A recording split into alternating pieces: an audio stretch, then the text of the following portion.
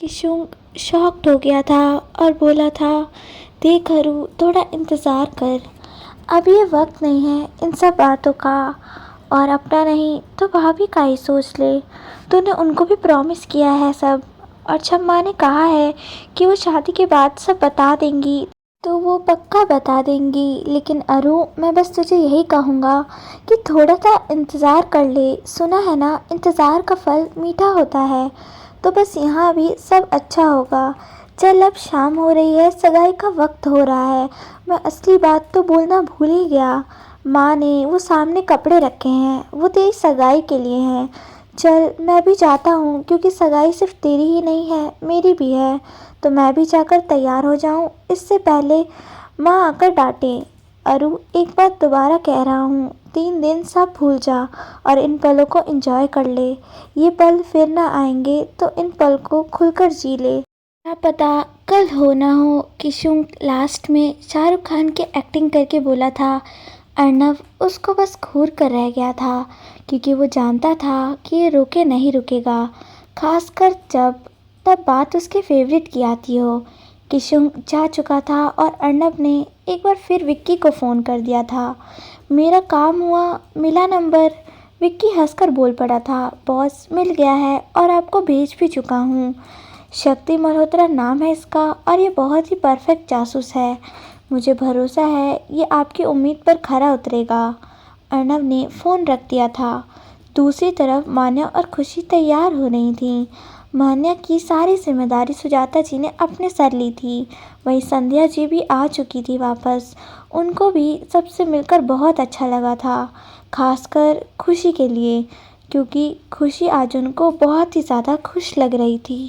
उसको यूँ खुश देख संध्या जी ने उसकी नज़र उतारी थी और बोली थी, लाडो मेरी, देखा मैं कहती थी ना, मेरी चाँद सी गुड़िया के लिए उसका राजकुमार सफ़ेद घोड़े पर सवार होकर ज़रूर आएगा। वो मेरी गुड़िया का दामन खुशियों से भर देगा। देख वही हुआ।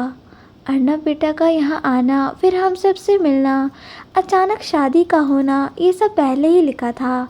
मैं अर्नव बेटे से मिली तो नहीं हूँ, पर जितना मैंने जीजी से और विकास भाई साहब से जाना है, उससे मुझे यही लगा कि वो मेरी बच्ची को ढेर सारी खुशियाँ देगा।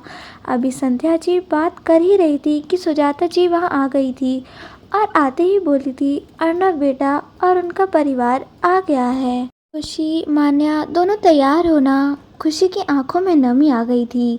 आज उसकी मम्मा ने वो साड़ी पहनी थी जो उसने अपनी पहली सैलरी से उनको गिफ्ट की थी।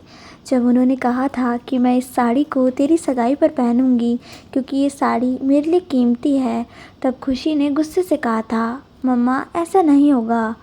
नहीं तो क्या आप ये नहीं पहनेंगी? तब सुजाता जी ने हंसते हुए कहा था, होगा और ज़रूर होगा। उनको अपने कान्हा पर भरोसा था। आज वो दिन फाइनली आ गया था। आज उनकी लाडो को उसका राजकुमार जो मिल गया था। खुशी उठी थी और जाकर सुजाता जी के गले लगकर रो पड़ी थी। मम्मा, आपका सपना पूरा हो गया ना, और आपने जो कहा था वो भी कर लिया। वैसे हमारी मम्मा ना इस साड़ी में बहुत ही ज़्यादा खूबसूरत लग रही हैं। मासी, मैंने ठीक कहा ना? ये सुन संध्या जी नाटक करते हुए बोल पड़ी थी। हाँ हाँ, बस मम्मा अच्छी लग रही है, और मासी वो नहीं अच्छी लग रही क्या? संध्या जी की बात सुनकर खुशी हंस पड़ी थी और जाकर उनके गाल हल्के से खींचते हुए बोली थी, मेरी मासी तो सबसे ज़्यादा खूबसूरत है, उनके जैसा कोई नहीं। वैसे वो शैतान कहाँ है आयुष? और मान्या, सारांश का कुछ अता पता है? वो कहाँ गया? मान्या ये सुनकर हंस पड़ी थी और बोली थी, किसी कोने में बैठकर रो रहा होगा। तुझे पसंद किया तो रोया, तेरी शादी हो गई अर्नव जी से। फिर उसने कोशिश की शायद हम दोनों एक हो जाएं, लेकिन यहाँ भी उसको धोखा ही मिला और मैं किशुंग जी को मिल गई। खुशी को बुरा लगा था, पर ये सोच वो शांत थी कि सारांश संभाल लेगा अपने आप को।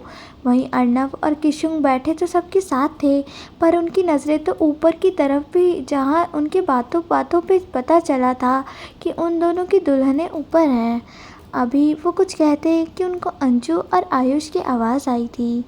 तो लेडीज़ एंड उनके साथ बैठे जेंटलमैन, आज हमारे भाइयों की और भाभियों की सगाई है और मेरी दोनों बहनों की और जीजुओं की, तो हम दोनों की तरफ से ये स्पेशल परफॉर्मेंस उनके लिए। अंजलि और आयुष का परफॉर्मेंस सबको अच्छा लगा था और अब बारी थी सगाई की। तो सलोनी जी के कहने से मनोरमा जी एक थाल में सजा के 2 रिंग्स ले आई थी। वहीं सुजाता जी ने संध्या जी को इशारा किया था तो वो भी एक थाल में 2 रिंग ले आई थी। अर्नव को विकास जी ने खुशी के पास बैठा दिया था और मान्या को किशुन के पास। पंडित जी आ चुके थे। उन्होंने रिंग की पूजा की थी और दोनों जोड़ों को एक दूसरों को रिंग पहनाने को बोला था। पहले अर्नव ने खुशी को रिंग पहनाई थी और खुशी ने अर्नव को रिंग पहनाई थी। सब लोगों ने उसको ढेर सारा आशीर्वाद दिया था।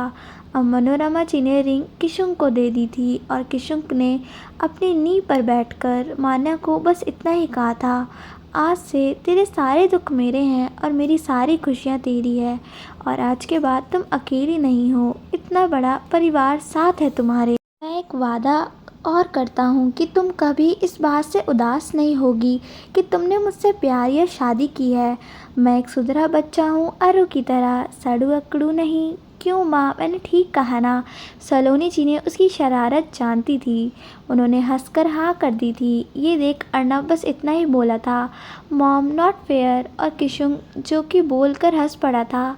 अर्नव ने उसको गुस्सा दिखाया था और बोला था, तू मिल बाद में, मैं तेरा नाम किशुन से कृष्ण कर दूंगा। किशुन हंसकर बोल पड़ा था खुशी के पीछे आकर और बोला, खुशी भाभी है ना तो तू मेरा कुछ नहीं कर सकता। किशुन ने ये बोलकर मान्या के हाथ में रिंग पहना दी थी और सबके सामने उसका माथा चूम लिया था और मान्या ने भी किशुन के हाथों में रिंग पहना दी थी। आयुष और अंजू एक बार फिर बोल पड़े थे। अब दोनों कपल्स की सगाई हो चुकी है तो अब अरु भाई और खुशी भाभी डांस करेंगे एक दूसरे के साथ। स्वागत है अर्नव एंड खुशी यानी हमारे अर्शी। अर्नव और खुशी का डांस देख सब लोगों ने ढेर सारी तालियां बजाई थी। सलोनी और सुजाता जी की आंखों में नमी थी, लेकिन खुशी भी उतनी ही थी। उन दोनों की आंखों में सुजाता जी ने दोनों को गले से लगा लिया था। किशुन और मान्या दोनों के पास आ गए थे और आते ही बोले थे, love is in the air boss. क्या बात है, लेकिन सच बताएं हम दोनों आप दोनों के लिए बहुत खुश हैं। मान्या खुशी के गले लग गई थी और अर्नव के हाथ में खुशी का हाथ देते हुए बोली थी, अपने हिटलर का हाथ दे रही हूँ आपको इस भरोसे के साथ कि आप मेरे हिटलर का ध्यान रखेंगे, उस पर भरोसा रखिएगा, क्योंकि काफ़ी बार ये ऐसे काम कर जाती है जिससे आपको उस वक्त लगेगा कि ये गलत है, लेकिन मैं इसको जानती हूँ ये ऐसा कोई भी काम नहीं करेगी जिससे इसके अपनों को कोई भी प्रॉब्लम हो। तो मैं आपसे बस इतना ही कहूँगी कि आप उसको जानो समझो और भरोसा रखो। खुशी, मैं तुझे भी यही कहना चाहूँगी। मैं जानती हूँ तूने बचपन से इस रिश्ते से नफ़रत की है, पर खुशी, जैसा हमारे हाथ की पांचों उंगलियां सेम नहीं है ना, वैसे ही हर इंसान भी सेम नहीं है। जहाँ तक मैं अर्नव जीजू को जान पाई हूँ वह बहुत ही अच्छे सच्चे और सुलझे हुए इंसान है, तो मैं तुझसे भी यही कहूँगी उनको समझना। खुशी मान्या की बातें सुनकर हंस पड़ी थी और बोली थी, अच्छा ये बोल भी कौन रहा है, मेरी सहेली या फिर मेरी होने वाली देवरानी? अर्नव और किशुन के चेहरे पर स्माइल आ गई थी ये सुनकर। वहीं मान्या ने एक नज़र किशुन को देखा था और खुशी के गले लगते हुए बोली थी, दोनों रिश्ते से कहाँ, अब चलें। तभी सबको आयुष और अंजू की आवाज़ आई थी, तो आप सबने एक कपल का डांस देख लिया। बारी है किशुन भाई और मान्या भाभी की, तो आ जाएं आप दोनों स्टेज पर। जैसे ही दोनों स्टेज पर आए थे लाइट्स बंद हो गई थी। किशुन ने मान्या का हाथ पकड़कर अपनी तरफ खींचा था और उसके कान में कहा था, थैंक्स मेरी लाइफ में आकर उसको इतना खूबसूरत बनाने के लिए। मैं जानता हूँ जिस एहसास से तुम बचपन से गुजरी हो वो बहुत दर्दनाक थे, पर भरोसा रखो आज के बाद हर पल बस खुशियाँ होंगी। राह में तुम्हारी मैं तो ये नहीं कहूँगा कि रानी बनाकर रखूँगा, पर ये ज़रूर कहूँगा कि प्यार बेपनाह करूँगा। तो क्या वो प्यार तुम भी दे पाओगी मुझे? मान्या ने अपने पलकें झुकाकर हाँ बोल दिया था। किशुन ने उसके कान में कहा था, तो पहले सरप्राइज़ के लिए तैयार हो जाइए मिसेज किशुन महाश्वरी। ये बोलकर उसने आयुष को इशारा किया था और बोल पड़ा था, दोस्तों ये कहानी बनाने में बहुत मेहनत लगती है। अगर आपको ये कहानी अच्छी लग रही है तो प्लीज़ चैनल को सब्सक्राइब करें और वीडियो को लाइक करें और मुझे कमेंट करके बताएं। सबको दोनों की डांस परफॉर्मेंस बहुत अच्छी लगी थी और सब लगातार तालियां बजा रहे थे। अर्नव और खुशी भी ये देखकर खुश थे।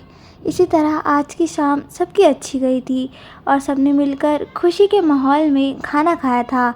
अब क्योंकि सुबह से हल्दी की रस्में स्टार्ट की तो सबको जल्दी सोना भी था, पर आज 4 लोगों की आंखों में नींद नहीं थी। अर्नव और खुशी एक दूसरे को देख रहे थे पर चोर नज़रों से। वहीं किशुंक और मान्या भी एक दूसरे को इसी तरह से देख रहे थे। तभी सुजाता जी ने बोला था, बहन जी अब इजाज़त दीजिए, हम चलते हैं। कल हल्दी और मेहंदी है तो बहुत सारी तैयारी करनी है। ये बोलकर उन्होंने सबके सामने हाथ जोड़ दिए थे और खुशी मान्या को चलने को कहा था। तभी अर्नब बोल पड़ा था, माँ मॉम अगर आप लोगों की इजाज़त हो तो क्या मैं और किशुंग खुशी और मान्या को बाहर लेकर जा सकते हैं। सुजाता जी और सलोनी दोनों ने हंसते हुए हाँ कहा था कि बेटा अब तो आपको पूछने की ज़रूरत ही नहीं है, आपका हक है, आप लेकर जाए। पर हल्दी आ जाएगा क्योंकि कल से शादी के सारे फंक्शन भी हैं, तो आप चारों जाएं। बहन जी आप हम सबको इजाज़त दीजिए, कल हल्दी की रस्म में आपका इंतज़ार रहेगा। ये बोलकर वो सब चले गए थे। अर्नब ने खुशी को चलने का इशारा किया। वहीं मान्या और किशुंक भी जा चुके थे। किशुंक ने मान्या का हाथ पकड़कर बिठाया था और लॉन्ग ड्राइव पर चला गया था मसूरी की तरफ। वहीं अर्नब भी खुशी के साथ लॉन्ग ड्राइव पर चला गया था। खुशी उसके साथ बैठी हुई भी सोच में थी। उसको यूँ देखकर अर्नब से रहा नहीं गया था। वो पूछ बैठा था, क्या हुआ बीवी, आप उदास क्यों हो? इस सगाई से खुश नहीं हो क्या, या मुझसे कोई गलती हुई है? खुशी ने इस बात पर अर्नब की तरफ देखा था और बोली थी, आप पर हमें विश्वास है अर्नब जी, पर एक बात समझ नहीं पाए कि आप तो जानते हैं कि हम प्यार में बिलीव नहीं करते, तो भी आपने हमसे शादी क्यों की? आप चाहते तो छुपा भी सकते थे। अर्नब ने खुशी को देखा था और बोला था, सच बोलूं या झूठ? खुशी ने इस बात पर कहा था, वो आपकी मर्ज़ी है कि आप हमसे सच कहोगे या झूठ, पर आज जो भी कहोगे वो सच ही होगा। अर्नब ने खुशी का हाथ पकड़ा था और बोला था, बीवी जब पहली बार तुमसे मिला था पता नहीं एक अलग सा एहसास हुआ था, जैसे मैं तुम्हें जानता हूँ पर शायद मुझे तुम्हारी ही तलाश थी। फिर अभिनव क्वात्रा का हमला, फिर अचानक शादी, बस मैंने तभी सोच लिया था कि मैं तुम्हें वो सब खुशियाँ दूँगा जिसकी तुम हकदार हो। अब विश्वास करना ना करना आप पर है। खुशी ने बस इतना ही कहा था, हमें भरोसा है आप पर, और मैं भी बस आपसे यही कहूँगी कि जो भी हो हम ये रिश्ता पूरी ईमानदारी से निभाएंगे। बीवी कल हमारी हल्दी है और परसों हमारी शादी, पर जो खुशी एक दुल्हन के फेस पर होती है वो नहीं है। मैं बस यही चाहूँगा कि आप इस शादी का एक एक पल जिएं जैसा हर लड़की करती है। मैं जानता हूँ ये इतना मुश्किल नहीं है और अगर आप चाहेंगी तो सब हो जाएगा। बाकी हर पल में मैं आपके साथ हूँ, फिर चाहे जो भी हो। खुशी ने भी अपनी पलकें झपकाकर हाँ कहा था और बोली थी, आपको यहाँ ठंड ज़्यादा लग रही होगी ना, क्योंकि मुंबई में तो ठंडी नहीं होती, ऐसा मैंने सुना है। अर्नब हंसकर बोल पड़ा था, ठीक सुना है, कोई बात नहीं, कुछ मस्त की बात है। वैसे तो अब आप भी मुंबई की हो गई हो, आई मीन बहू, क्योंकि मेरा घर है तो मुंबई में। खुशी ये सुनकर सोच में पड़ गई थी। उसको सोच में देख अर्नब मानो सब समझ गया था। उसने बस खुशी से इतना कहा था, आप भरोसा रखें, मैं ऐसा कोई काम नहीं करूँगा जिससे आपको कोई भी परेशानी हो। मैं माँ को, मासी जी को और आयुष को अकेला नहीं रहने दूँगा। हम सब साथ रहेंगे, फिर चाहे यहाँ रहें या मुंबई में। खुशी ने चौंक कर अर्नब को देखा था और बोल पड़ी थी, आपको कैसे पता कि हम यही सोच रहे थे? अर्नब बस इतना ही बोला था, बीवी आपका चेहरा ना आईने की तरह है, उस पर लिखी बात वो ही जान सकता है जो आपको समझ जाए। मुझे ऐसा लगता है कि मैं आपको थोड़ा बहुत तो जानने लग ही गया हूँ, बाकी वक्त के साथ और जान जाऊँगा अगर आपने मौका दिया तो। खुशी अर्नब की बातों से बस यही सोच रही थी, कान्हा ये सब क्या हो रहा है, क्या सच है क्या झूठ, बस इतना पता है आपने कुछ ना कुछ तो अच्छा सोचा ही होगा हमारे लिए, हमें आप पर भरोसा है पूरा। बाकी जैसी आपकी लीला आप ही जाने। खुशी ने मन ही मन कान्हा से अपने मन की बात कही थी और अर्नब की तरफ देखा था, जो शायद किसी से बात कर रहा था। अर्नब को देख खुशी को गर्व भी हुआ था कि जिसके पीछे लाखों लड़कियां दीवानी हैं, वो अब हमारे से इस बात से उसके चेहरे पर स्माइल आ गई थी। वहीं सुजाता जी गहरी सोच में थी। उनको यूँ सोच में देख संध्या जी बोल पड़ी थी, क्या हुआ जीजी, किस सोच में हो? अगर आप अर्नब बेटा या उनके परिवार के बारे में सोच रहे हो तो मुझे सबसे मिलकर बहुत अच्छा लगा। सब बहुत अच्छे हैं, खासकर सलोनी जी। सुजाता जी ये सुन बस इतना ही बोली थी, हाँ सब अच्छा है, पर क्या करूँ, माँ हूँ ना, तो माँ तो बस यही चाहती है कि उसकी बेटी बस खुश रहे। ऐसा ही कुछ मैं भी चाहती हूँ, बस खुशी और मान्या को खुश देखना। वैसे भी अब हमें अकेले रहने की आदत डालनी ही पड़ेगी ना। खुशी और मान्या तो अब मुंबई चली जाएंगी, उनका ससुराल आखिर वहीं तो है ना। अब तो बस हम तीन ही बचे हैं, तू, मैं और आयुष। हम तीनों। संध्या ने सुजाता जी का हाथ पकड़ा था। जीजी हम अकेले नहीं हैं, एक दूसरे के साथ हैं, हम पूरे हैं। तो बस आप सो जाएं, क्योंकि कल से शादी के सारे फंक्शन स्टार्ट है, तो बस नो मोर सोचना। आप सो जाओ, मैं भी जाती हूँ। सोचना तभी सुजाता जी ने उसको रोका था। जो एडवोकेट अशोक कपूर ने बताया था वो सब बता दिया था, जिसे सुनकर संध्या की आंखों में नमी आ गई थी और अभिनव क्वात्रा पर गुस्सा भी कि उसके कारण सबको कितना सहन करना पड़ा है। संध्या जी की आंखों में आई नमी को पोंछते हुए सुजाता जी ने कहा था, अभी तो तूने कहा कि इस बारे में नहीं सोचेंगे, अब तो खुद स्टार्ट हो गई संध्या। इस वक्त हमें खुशी की खुशियों को देखना है कि ऐसा क्या करे जिससे वो खुश हो जाए। लेकिन एक बात से मैं खुश हूँ कि मेरी बच्ची को अर्नब बेटा जैसा जीवन साथी मिला है और सलोनी जी जैसी सास। आज सच में सारी टेंशन ख़त्म हो गई है मेरी। अब तो बस शादी आराम से हो जाए तो गंगा नहा लूँ। संध्या जी अभी कुछ बोलती कि आयुष आ गया था और आते ही बोला था, अभी कैसे गंगा से नहाओगे मासी, अभी तो मान्या दी की शादी होनी है, फिर मेरी भी होगी, और फिर बड़े भाई मिल गए तो उनकी भी होंगी। उसकी बात का सोचना आप गंगा नहाने का मासी माँ। लेकिन संध्या जी चौंक कर बोल पड़ी थी, बड़े भाई दी, ये आयु किसकी बात कर रहा है?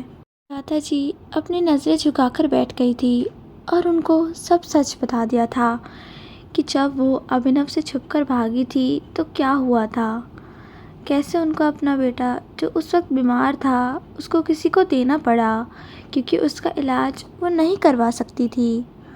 अगर वो अपने पापा को फ़ोन करती तो अभिनव को पता चल जाता।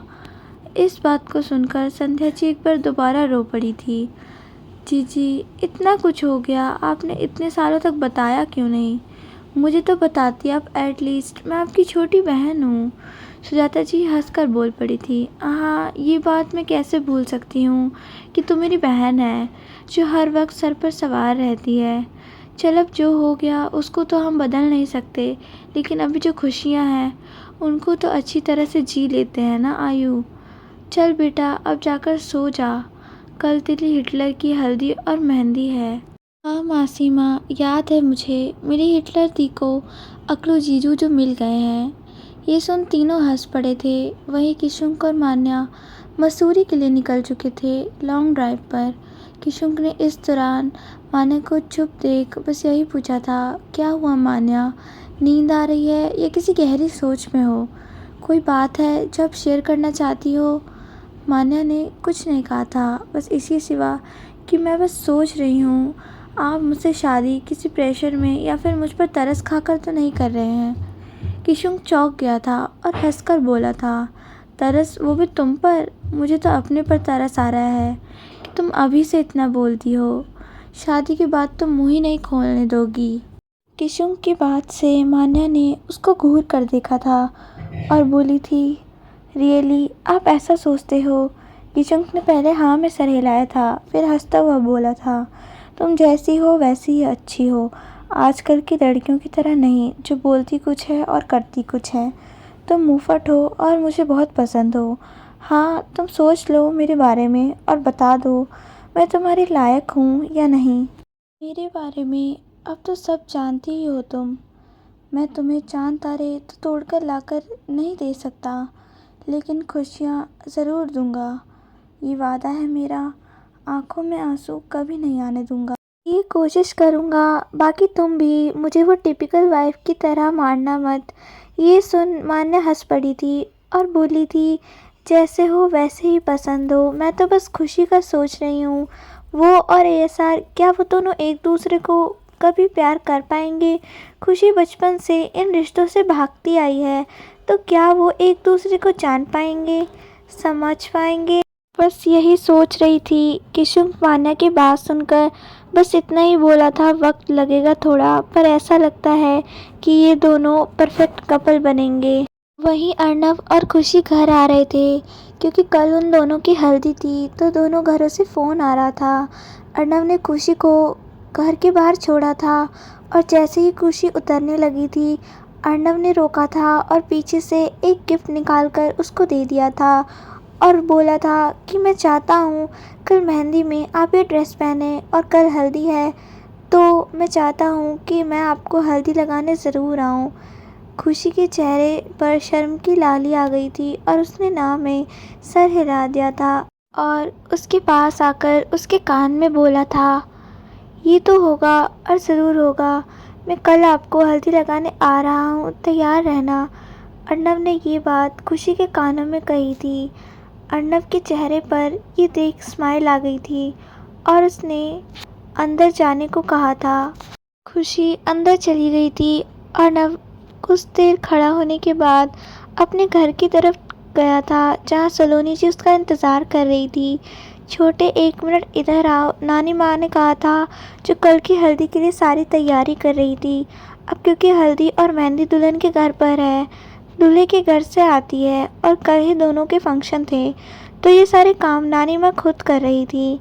नानी माँ अर्नव को देखते ही बोल पड़ी थी, छोटे, खुशी बेटी ठीक है ना? सच बताऊं तो मुझे तो सब बहुत अच्छे लगे और खुशी बेटी भी अच्छी है, न सिर्फ शक्ल सूरत से बल्कि अकल और सीरत से भी।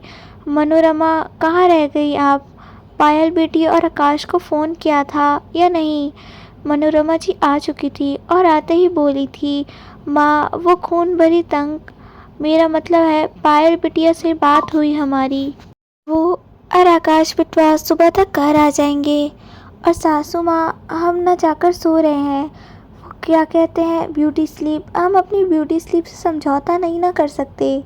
हम जाते हैं। और अर्नव बेटा, वो किशुन बेटा नहीं आए अभी तक। मामी जी वो आ जाएगा, आप जाएं, सो जाएं। मॉम आप भी थक गई होंगी, जाइए जाकर सो जाइए। और नानी माँ, ये बाकी काम सुबह उठकर कर लीजिएगा, वैसे भी घर घर के ही लोग हैं, मैंने किसी को नहीं बुलाया है। शादी वाले दिन भी ज़्यादा लोग नहीं होंगे, बाकी जैसा आप सबको ठीक लगे। लेकिन मॉम आप तैयार रहिएगा मेरे सवालों के जवाब देने के लिए, जो आपने मुझे शादी के बाद देने हैं। अर्नव ये बोलकर चला गया था और सलोनी जी सोच में पड़ गई थी, जो उनकी माँ से छुप नहीं पाया था। उसको बता दे बेटा। माँ आप ये क्या कह रही हैं? आप जानती हैं ना, अगर हमने आरू को सच बता दिया तो क्या होगा? सलोनी बेटा, वो तो होना ही है, आप अभी नहीं बताएंगी तो बाद में बताएंगी, सच कभी छुपता नहीं है, आप अच्छी तरह जानती हैं। छोटे अब बड़े हो गए हैं, उनको सच जानने का पूरा हक है, ऐसा मुझे लगता है। बाकी तुम्हें जैसा ठीक लगे। चलो हम तुम्हें कमरे में छोड़ दें। माँ आप जानती हैं ना आप क्या करने को कह रही हैं हमें। अगर अरु को सच पता चला तो सब बिखर जाएगा, रिश्ते नाते सब खत्म हो जाएगा, हमारा अरु टूट जाएगा। बेटे हम जानते हैं जब छोटे को सब पता चलेगा तो वो टूटेंगे, पर ये भी जानते हैं कि सब अच्छा होगा, बस तभी कहा। बाकी अब छोटे की ज़िद तो जानती ही हो, आप उन्हें नहीं बताएंगी तो वो कुछ न कुछ करके पता करेंगे। सलोनी जी जानती थी कि उनकी माँ ठीक कह रही हैं, अर्नव कुछ न कुछ करके सच तक पहुँचेंगे, ये वो भी जानती थी। लेकिन उस सच का जो परिणाम होगा वो उससे डर रही थी। वहीं अर्नव अपने कमरे में आकर गुस्से में बैठ गया था। आखिर क्यों? आखिर मॉम सच क्या छुपा रही हैं? इसका क्या कारण हो सकता है? क्या पापा और नरेन अंकल कुछ गलत काम करते थे? मॉम ने आज तक ये क्यों नहीं बताया कि हमारे यहाँ कोई हवेली है? ऐसा कौन सा राज है जिसका जिक्र करने से ही मॉम डर जाती हैं? कैसा पता करूँ, कहाँ से पता करूँ? पर सच तक तो पहुँचना ही होगा। मैं 2 दिन का इंतज़ार कर रहा हूँ, उसके बाद मॉम को सब सच बताना ही होगा। ये सोचकर अर्नब आंखें बंद करके लेट गया था। वो अपने पापा के पीछे भाग रहा था। अचानक पता नहीं क्या हुआ, उसके पापा उसको भागने का इशारा करने लगे। अरु भाग यहाँ से नरेन, अरु और किशुन को सेफ जगह पर छुपा दो। अरु एक बात सुन, यहाँ चाहे तो तू सामने नहीं आएगा। एक बात और अरु, अगर मुझे आज कुछ हो जाता है तो तू सबको संभालेगा, अपनी माँ को, अंजू को, किशुन को, सबको संभालेगा। तभी गोलियों की आवाज़ तेज़ हो गई। उन्होंने अरु और किशुन को सेफ जगह पर छुपा दिया था, लेकिन अर्नब सब देख और सुन पा रहा था। जो भी था, गौतम जी को कुछ पेपर साइन करने को कह रहा था, जिसे गौतम जी ने साफ तौर पर मना कर दिया था। तो उस आदमी ने उसके पापा के पैर पर गोली चला दी थी। ये देख अर्नब के मुंह से चीख निकलने ही वाली थी, पर वो अपने मुंह पर हाथ रखकर बैठ गया था। उसकी नज़र बाहर की तरफ थी, जहाँ वो इंसान उसके पापा के सर पर गोली मारने ही वाला था कि नरेन अंकल उस गोली के सामने आ गए और वो उसी वक्त गिर पड़े थे। ये देख वो इंसान हंसा था और गौतम जी पर बंदूक चला दी थी। अर्नब पापा बोलते हुए चीख कर जाग गया था। इस वक्त अर्नब पूरी तरह पसीने पसीने हो चुका था और सांसों की रफ्तार बहुत तेज़ थी। उसने अपने आप को नॉर्मल किया था और अपनी बालकनी में आ गया था। वो वहाँ खड़ा होकर सपने के बारे में सोचने लगा था कि ये सब क्या था, वो लोग कौन थे। सब कहते हैं कि पापा की मौत एक्सीडेंट में हुई थी। पुलिस ने भी एक्सीडेंट का केस दर्ज कर रखा है। अगर सब लोग सच है तो इस सपने का क्या मतलब हुआ? क्या सच है, क्या झूठ, ये सब मॉम जानती हैं। बस अर्नब अभी भी सोच ही रहा था कि उसकी नज़र उसके रूम के बिल्कुल सामने रूम पर पड़ी, जो कि खुशी का था। और खुशी इस वक्त सो चुकी थी। खुशी को यूँ शांति से सोते देख अर्नब खुद से बोल पड़ा था, सोते हुए कितनी मासूम लग रही है, वरना तो हर वक्त हिटलर बनी रहेगी। हिटलर के चेहरे पर आई स्माइल बड़ी हो गई थी। आगे की पूरी कहानी सुनने के लिए चैनल को सब्सक्राइब, वीडियो को लाइक और कमेंट ज़रूर करें। धन्यवाद।